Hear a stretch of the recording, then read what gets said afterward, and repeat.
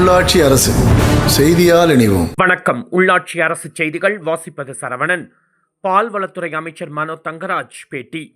தமிழக முதலமைச்சர் குமரி மாவட்டத்திற்கு அதிக வளர்ச்சி திட்டங்களை கொடுத்துள்ளார். குமரி மாவட்டத்தில் ஏழை மக்கள் 12,000 பேருக்கு வீட்டுமனை பட்டா வழங்கியுள்ளார். இது வரலாற்று நிகழ்வாகும்.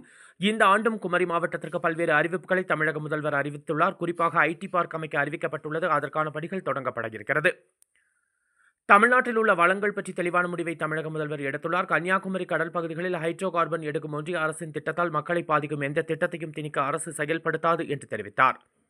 மக்கள் தொகை கணக்கெடுப்பு 2023 முடித்திருக்க வேண்டும். ஆனால் எந்த டேட்டாவும் இல்லாமல் பீகார் தேர்தல், தமிழகத்தில் வரும் தேர்தலை கருத்தில் கொண்டு ஜாதிவாரி கணக்கெடுப்பு ஒன்றிய அரசு அறிவித்துள்ளது. தேர்தலுக்கான போலியான அறிவிப்பு. அரசாணை வெளியிட்டு உடனே இந்த பணியை தொடங்கும் என்றால் திமுகவிற்கு கிடைத்த வெற்றி. திமுக தான் முதலிலிருந்தே ஜாதிவாரி கணக்கெடுப்பு நடத்த வேண்டும் என்று வலியுறுத்தி வருகிறது. மன்மோகன் சிங் பிரதமராக இருக்கும் பொழுது தாக்குதல் நடந்தால் அரசு பொறுப்பேற்று ராஜினாமா செய்ய பாஜக வலியுறுத்தும். தற்பொழுது நடந்த தாக்குதலுக்கு அரசின் பாதுகாப்பு குறைபாடு என்று பாஜக பொறுப்பேற்குமா என்றார்.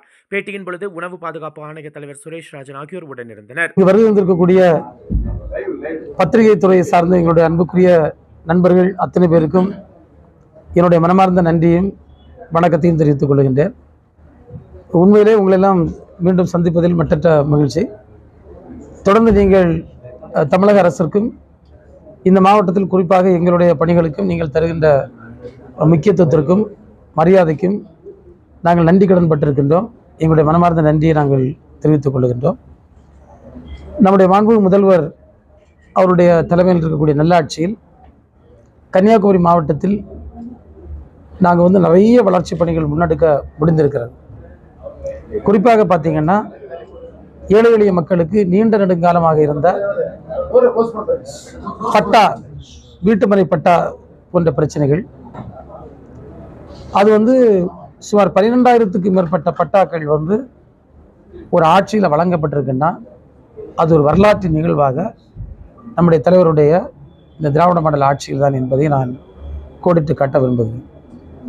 அதே போன்று உள்ளாட்சி அமைப்புகளுக்கு நிதியாக இருக்கட்டும், இல்லை என்று சொன்னால் பல்வேறு துறைகளுக்கான நிதியாக இருக்கட்டும், அந்த நிதிகளெல்லாம் வாரி வழங்கி நம்முடைய தலைவர் அவர்கள் நம்முடைய மாவட்டத்திற்கு வந்திருக்கின்றார்கள். இந்த ஆண்டும் பல அறிவிப்புகள் வந்திருக்கிறது. அனைத்து துறைகளுக்கும் இன்றைக்கு பல்வேறு பணிகளுக்கான அந்த பணிகள் தேர்வு செய்து அது அங்கீகரிக்கப்பட்ட நிலையில் இருக்கிறது. எனவே இந்த ஆண்டும் கணிசமான பணிகள் ஒவ்வொரு துறை சார்ந்தும் நடக்கக்கூடிய அந்த பணிகள் தேர்வு போன்றவை முடிந்திருக்கிறது. எனவே அவற்றையும் நாங்கள் முறையாக கொண்டு செல்லுவோம். குறிப்பாக நமக்கு ஐடி பார்க் கூட நமக்கு மீண்டும் அறிவிக்கப்பட்டிருக்கின்றது. அதற்கான பணிகளும் நடக்கும்.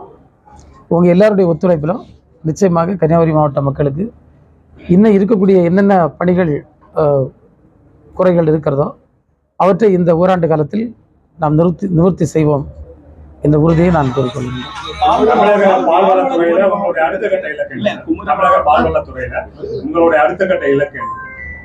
ஏற்கனவே நம்ம கடலில் எரிவாயு எடுப்பதற்கு மத்திய அரசு அனுமதி, கன்னியாகுமரியில் 2 இடங்களில் தமிழ்நாட்டில் மொத்தம் 4 இடங்கள் கொடுக்கப்பட்டது. அதற்கு தமிழக அரசு எத்தகைய எதிர்ப்பு நடவடிக்கை எடுக்கும்? நான் என்னை பொறுத்தவரையில் இன்றைக்கு தமிழ்நாட்டில் இருக்கக்கூடிய மக்களும் தமிழ்நாட்டில் இருக்கக்கூடிய இது போன்ற நம்முடைய வளங்கள் சார்ந்த பிரச்சனைகளையும் நம்முடைய மாண்பு முதல்வர்கள் ஒரு தெளிவான முடிவோடு இன்றைக்கு இருந்து செயல்பட்டு கொண்டிருக்க நம்ம எல்லாம் பார்த்துட்டு இருக்கோம்.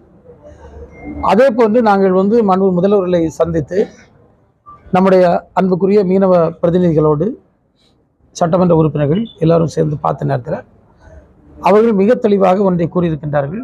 மக்கள் நலனுக்கு எதிரான எந்த ஒரு திட்டத்தையும் நம் மீது திணிப்பதற்கு நான் அனுமதிக்க மாட்டேன் என்ற உத்தரவாதத்தை அவர்கள் தந்திருக்கின்றார். எனவே அந்த உத்தரவாதத்தை மக்களிடத்தில் நான் திரும்பவும் அவர் முதல்வர் சார்பில் சொல்லுகின்றேன். அந்த விஷயத்தில் திராவிட முன்னேற்றக் கழகம் மக்களோடு உறுதியாக இருக்கும். எந்த சூழ்நிலையிலும் நம்முடைய கடலும் கடல் சார்ந்த வளங்களும் பாதிப்புக்குள்ளாமல் ஆகாமல் அதை பாதுகாக்கின்ற நடவடிக்கையை இந்த அரசு மேற்கொள்ளும்.